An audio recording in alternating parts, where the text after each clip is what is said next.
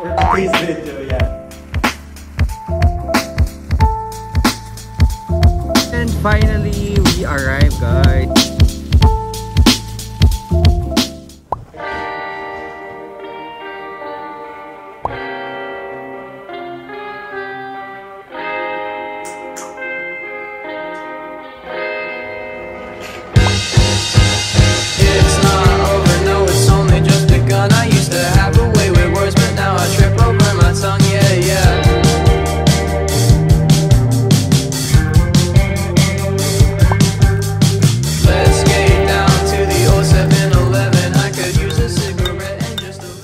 Good morning, guys! It's Tuesday. Yes, may pasok pa rin tayo. And unfortunately, late pa rin tayong nagising for today's video. It's like 12 p.m. already, guys. So, kaya naman nakapaghanda na ako agad ng lunch. Diba? Bilis ko, no?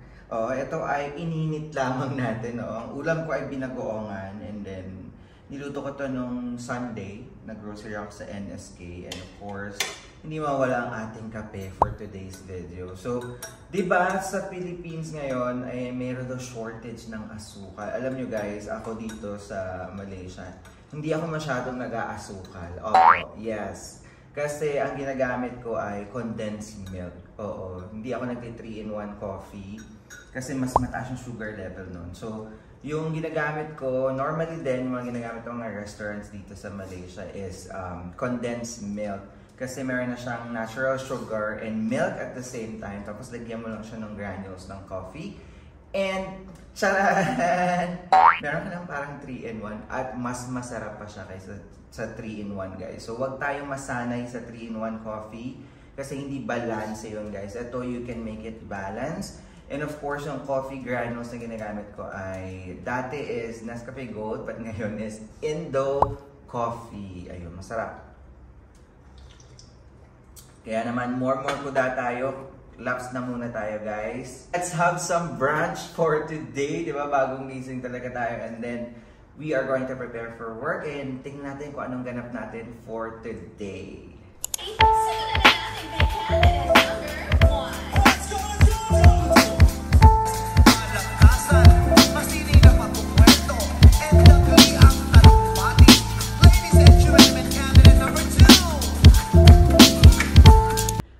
So, we are ready to go to work. Oo, malilate na tayo. So, my top is from Uniqlo, my pants is from Dickies, and my shoes is from Adidas. Ayan, Disney edition nila yan.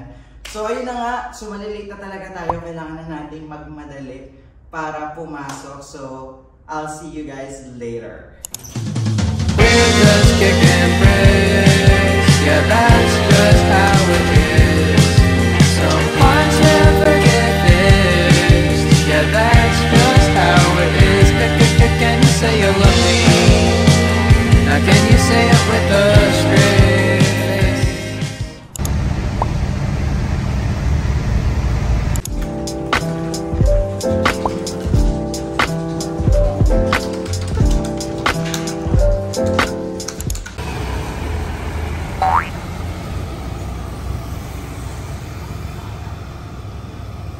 Hi guys, so ayun, hingal-hingal tayo at pawis na pawis. Oo, dahil naiwanan tayo ng bus. Naiwanan po tayo ng bus. Oo, so nag-aantay na naman tayo. Akala ko naabutan ko siya, pero hindi natin naabutan guys kasi ganito dito sa Malaysia.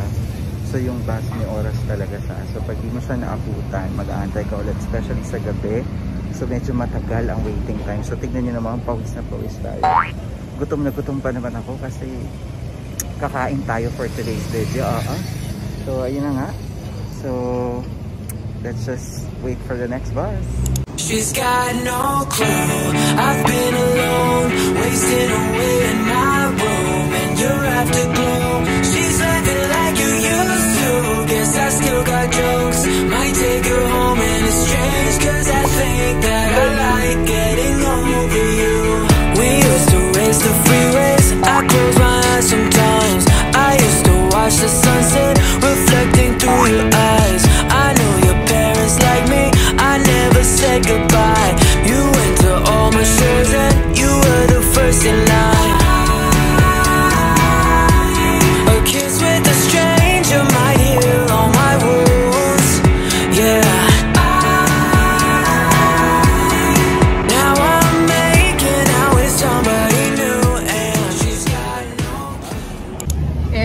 finally, we arrived guys. Ayan, nakababa na tayo ng bus. So, malapit lang sa bahay ko. Nandito ako ngayon sa Bacote Fish Head ni Restaurant Fatty. Yes, Restaurant Fatty since 2002. Ayan, so nakain tayo. Kasi nga tulad ng sabi ko sa bus kanina guys, na alam ko hindi nyo pala naintindihan. Oo, kasi na-playback natin. Abay, hindi nyo narinig na it's payday today. So masaya tayo, diba? But we have to treat ourselves, diba? So yung mga OFW dyan na pagbagong sahod, bukod sa padala sa pamilya, dapat tinitreat nyo yung sarili nyo to eat something good, diba? So deserve natin yan, deserve natin yan for all the hard work. So ayun na nga, kain tayo ng bacote, the famous dish, Chinese dish, kasi dito sa Malaysia they have 3 races, which is Indian, Malay, and Chinese, at isa sa masasarap talaga ang bacote guys. So I recommend to everybody who will travel here in Malaysia to try bacote. Ayun. So diba, gutom na ako guys, and nahirapan pa tayong sumakay ng bus just now. And alam niyo ba na magtatrabaho pa ako after nito? Oo, nag-lunch lang muna ako. Lunch ko lang to pa uwi kasi nga Tuesday. So mamaya pag uwi sa bahay, diretso work, and then iisipin na natin ang ating mga bills. Charot!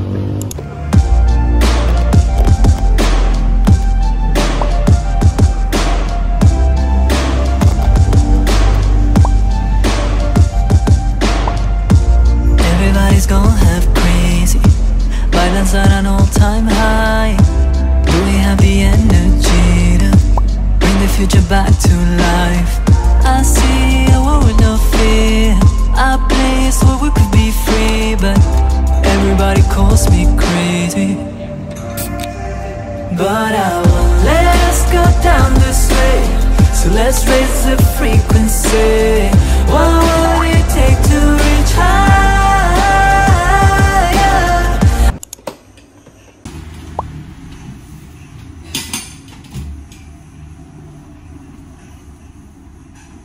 Hi guys, time check, it's 12 midnight. Ayan, alas 12 na ng gabi. I just finished working. So ngayon, ito naman ang ating tinatrabaho. Ang mga bills, diba? For sure, sa mga OFW dyan, makaka-relate kayo na every end of the month is one of the happiest day kasi sa sahod tayo. Kasi di sa Malaysia guys, every end of the month lang ang sahod. Hindi katulad sa Philippines na 15/30 or yung mga fortnightly. So, hindi siya ganun dito. So, you have to wait until the 30th. So, kailangan mo talaga mag-survive the whole month. At isa sa mga problema natin, of course, ay ang bills. So, simula nagsolo ako, guys, ako lahat sumasalo nito. So, napakahirap because I also need to send money to my family, of course. And then, especially my mom. And then, gusto mo rin mag-save, diba? So, sa mga OFW dyan, sa tingin ninyo, ano bang mas importante? Yung mag-save o yung may padala ka sa pamilya mo? Kasi, diba, struggle natin yung mga OFW na, of course, we are close family ties. So, definitely, hindi pwedeng hindi tayo tumulong sa family natin. But at the same time, sa ating mga single, diba? Sa mga single OFW dyan, ano ba na-feel ninyo na parang wala kayong nasa-save for yourself? So, kasi pinagdadaanan ko din yan. Isa wala naman ako nasa-save, but hindi siya ganun kalaki, diba? So, you've been an OFW for so long, and then, nakapag-ipon ka nga, but you really have to help your family. So, ang hirap mag-decide, diba? So, kayo guys, kung nakaka-relate kayo, comment down below ninyo ano yung mga experience ninyo na katulad ng sa akin. Oo, nakaka-relate ba kayo sa mga single dyan na tumutulong sa family at the same time nag-iipon? Ang hirap, diba? So, magbabayad na tayo ng bills online. So, yun ang maganda dito sa Malaysia, guys. All the bills, you can pay it online. Even this condo unit, pwede ka magbayad online. Water, electricity, wifi, and of course, yung grocery pa, diba? So, ayun na nga. So, magbayad na tayo.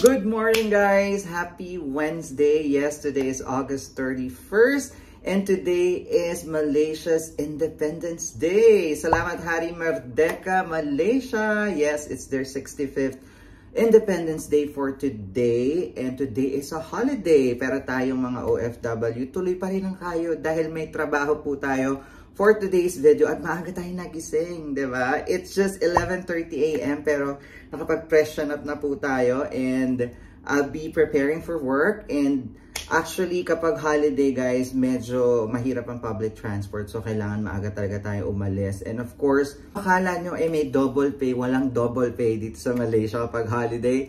Meron lamang ay additional leave. So, okay na din yun kasi meron tayong dagdag na isang araw na leave, diba? Para magpahinga or umuwi sa Pilipinas pang babakasyon para sa mas mahabang araw. And of course, once again, Happy Independence Day, Malaysia. Thank you so much for being so kind to me, diba? Ayan, terima kasih banyak. Oh, laungan kita, Malaysiaku. Warga Malaysia, teguh bersama.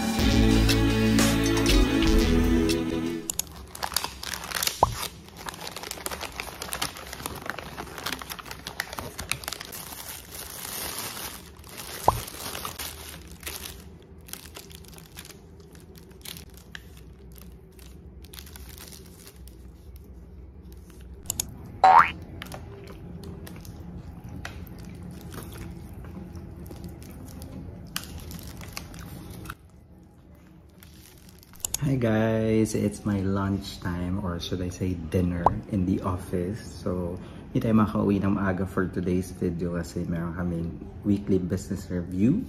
So, ayun. So, nakita niyo naman, ang kinain ko ay chicken with sambal and rice. And nagkamay tayo guys for today's video kasi dito sa Malaysia, mas preferred nila na magkamay.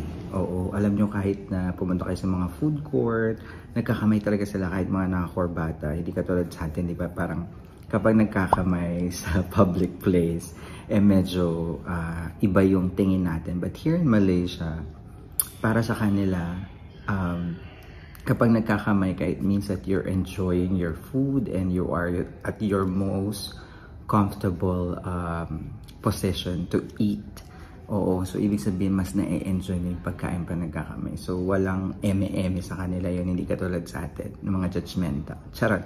Kasi diba sa Philippines, it's like a stereotype na parang it's a status symbol kapag nagkakamay ka sa public place, kapag kumakain sa restaurant, whatnot. Pero dito guys, walang ganon. It's not a status symbol or whatnot. It means that you love what you're eating and you're enjoying it. So, para sa kanila, mas masarap talaga kumain na ganun. So, tapos na tayo kumain, nabusog tayo for today. At mamaya magpe-present na tayo ng weekly business review. So, good luck to me!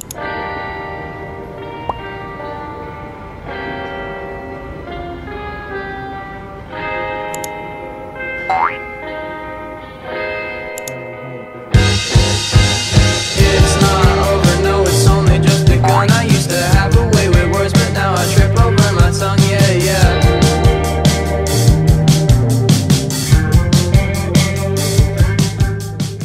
And finally, we are home, guys. Yes, what a long day today. And we got a gift. Yes, so aside from Merdeka today, dito sa Malaysia, magse-celebrate din ang Chinese community dito sa Malaysia ng Mid-Autumn Festival. At naka-receive tayo ng mooncake. Yes, binigyan tayo ng mooncake ng aking boss.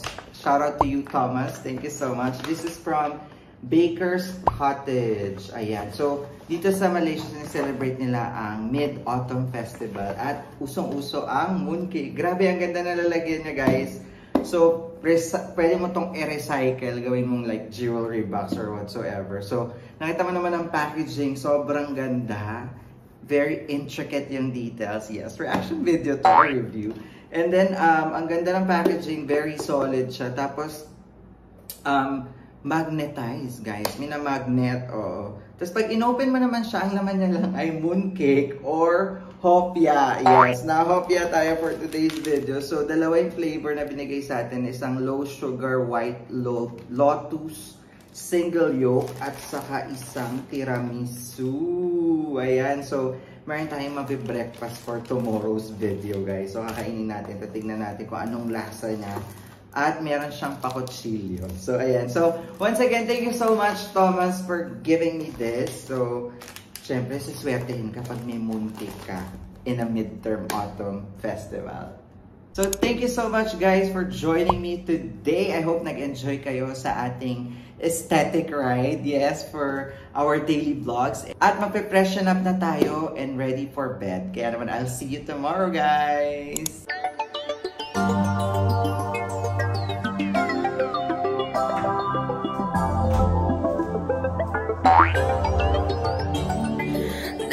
Cho tay mắt nhìn khẽ anh có thấy rung động không má ấm nóng hơi siêu phá shadow này mang anh gần em chẳng cần che giấu gì anh kể anh nghe by the time I fucked up here and there nhìn anh sẽ không easy I could be bad all night cause you give me trust you think I turn me to an angel when you like good night sẽ anh muốn gì I'm feeling so naked naked with